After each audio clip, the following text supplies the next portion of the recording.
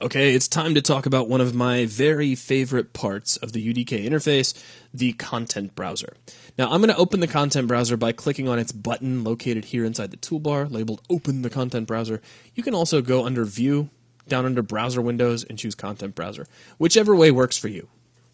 Now, when you open this, it may seem a little bit intimidating if you've never looked at it before. There are a lot of buttons, a lot of icons, a lot of checkboxes, things you can type in, but don't worry.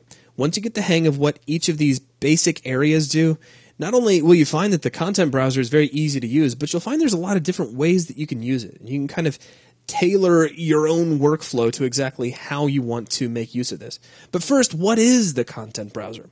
Well, this is where you're going to go to find any exterior assets that you want to place in your level. And by exterior assets, I mean things like textures, or static meshes, or like 3D models, basically. Any skeletal meshes, any particle systems. Anything that was created either through some external source like Photoshop or 3ds Max or Maya, or objects that were created with some of UDK's internal editing systems. Basically, any object that is not already coded into the engine itself is all available right here inside your content browser as an asset. Now, again, if it looks a little bit complicated at first, really it's just until you start to understand what each one of these panels are. So let's just break it down into some simple terms. Here on the left-hand side, we have the source panel. This allows us to control where it is we're looking for assets. Just keep that in mind. The left-hand side is really all about where we're looking. Here in the center, we have the filter panel. This allows us to control what it is we're looking for. We can type in a specific name of something, or we can just click on a checkbox to search for an object type. So we have what we're looking for, and on the left we have where we're looking. On the right-hand side, we have our tags panel. This allows us to take any asset and apply a tag to it. So, for instance, we could have a tag for any building pieces that we use, things like brick walls and stairs and things like that, so that at any point we can search by tag and tell the content browser to say, hey, show me everything that could be used for buildings. And it'll pop up because of the tags. We can create our own tags, we can add tags to assets, we can remove them. It's kind of like having your own little label gun, and you can just click labels all over everything. Any object can have as many tags as you like, and we'll talk more about that a little later. Now here in dead center, we have kind of our results panel. This shows us all of the different assets that can be seen based on the filter, which is what we're searching for, and the source, which is where we're looking. It'll just show us all of the different icons for the assets that we have available. Now, right now, I'm not searching for anything, and if you click on the All Assets button, this is really just a great big, huge list of all of the different assets to which we have access, and it just goes on and on and on. But right here at the bottom, we can control how these assets are shown to us here inside the result panel, so I do want to go over this real quick.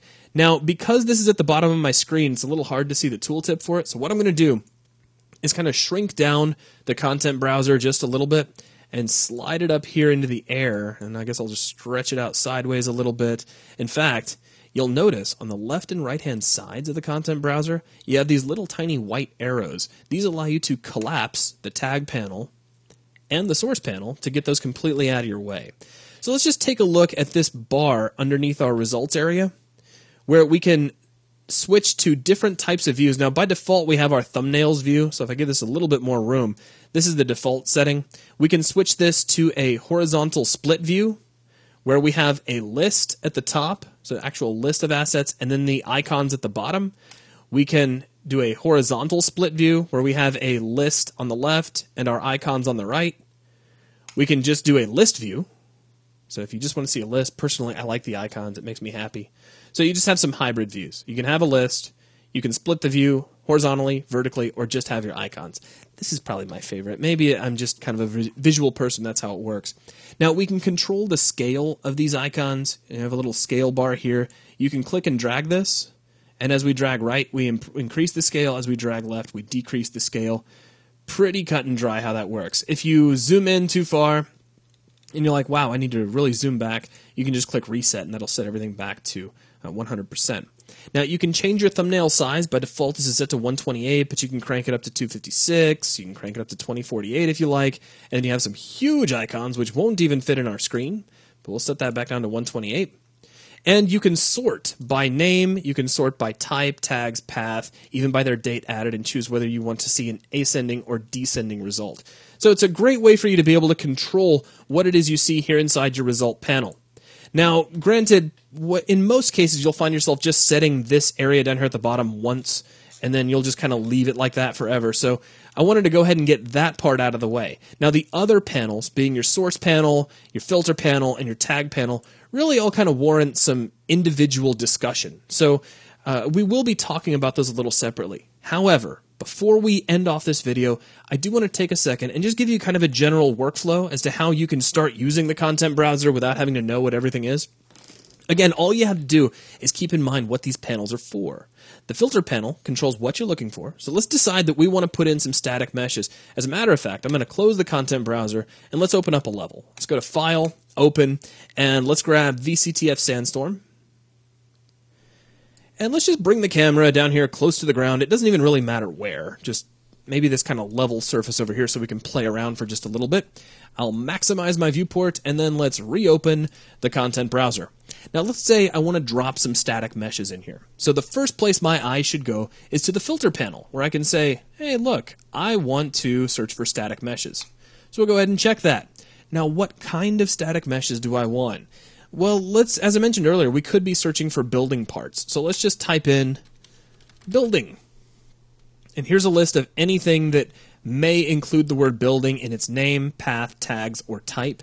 And we get some objects here. So let's grab SLT Buildings SM Bunker Sup A2, which is a really complex name. I'm just going to select it right here. Now we have a couple of different ways we could place this in the level. With it selected, we could do it the hard way or the easy way. We could close out the content browser with that object selected, and I'll show you the hard way first so that you'll understand how cool the easy way is. I'm going to right-click here on the ground. We're going to come down to Add Actor. Now, I have to load that static mesh into memory. So we're going to say Load Static Mesh, and then there's the great big name of the static mesh. As soon as I do that, we get another submenu with Add Actor, and now we can go all the way to the top and add this as a static mesh. That was great. We only had to click, like 17 times to make that happen. But it works, and it's kind of the older-fashioned method for placing objects into your level. If you've been using Unreal Editor for a while, you're probably at least semi-used to that workflow. But there is an easier way. So let's open up the content browser again. I'm going to go ahead and restore it down to something fairly small, and I'm going to slide it kind of off the screen. Now, if you have a dual monitor setup, it's very cool to take your content browser and just fill up a second monitor with it. But check this out. You can see that static mesh here over inside the content browser. I'm just going to drag and drop, boom. And I can place static meshes right here inside my level just by dragging and dropping. Very, very quick and easy. It's a great way to work. And this doesn't just work for static meshes. Particle systems, materials, they can all be dragged and dropped right out of the content browser. And all we did is we started off by saying, all right, well, I want static meshes and I want building parts, found what I wanted, and just dragged it in. That's a really easy way to work. Now, as we move forward through these videos and you learn about these different panels of the content browser, you may come up with different ways to use the content browser that kind of appeal to your specific workflow. But for now, let's go ahead and end the video here, and then we'll take a closer look at each one of these panels.